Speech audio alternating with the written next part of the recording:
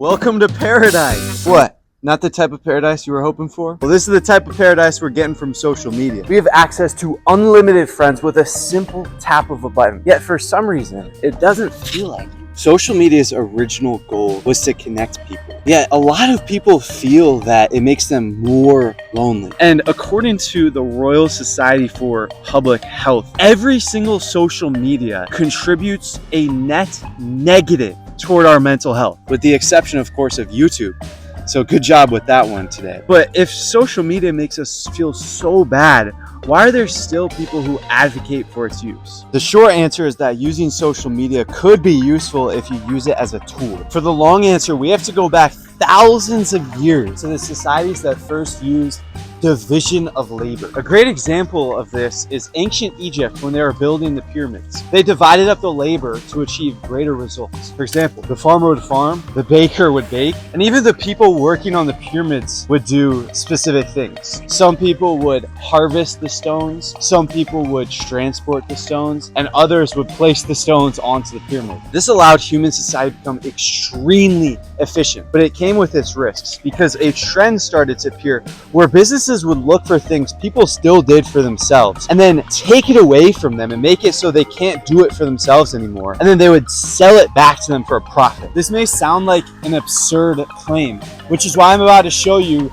this trend is literally being followed in our lifetime right now. We used to talk to people. It's such a simple thing that makes us human beings, but the evidence is literally right there in front of you. You and I, we're not having this conversation. We've both outsourced this entire conversation to this machine called YouTube. Isn't that crazy? We have literally outsourced one of our most basic skills as human beings.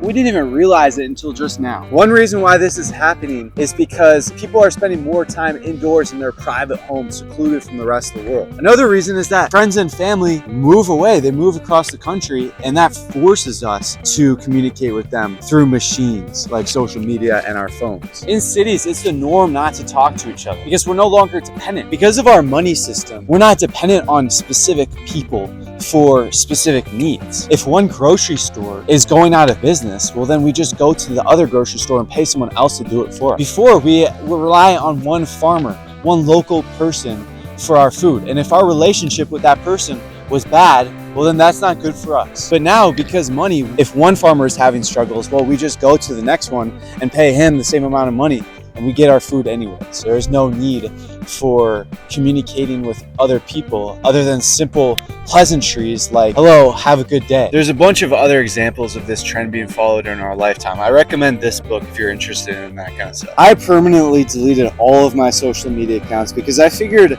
the cons far outweighed the pros with social media. But if you're gonna use social media, you should at least know why it exists in the first place. We have to go back hundreds of thousands of years ago to when the first campfire was built. Three things happened. First, a hole appeared in our hearts. Second, it was such a success that we would never go back, and we actually became addicted to the fire. And third, we noticed that hole in our heart and we tried to fill it with more advancements in fire-based technology. This was the beginning of the separate human realm. Over time, it expanded as we built things like houses, cars, and eventually the computer. The computer introduced a purely human realm, and with it emerged social media. The reason why we feel drawn to these new technologies is because it distracts us from this hole in our hearts. But at the same time, it makes it worse. It's an endless cycle, and the only way to break it is to return to our natural selves. All you have to do is follow your desires according to your true self. And you may think that you have a desire to lay around all day and eat junk food and be lazy. That's actually against human nature. The difference between a driven person and a lazy couch potato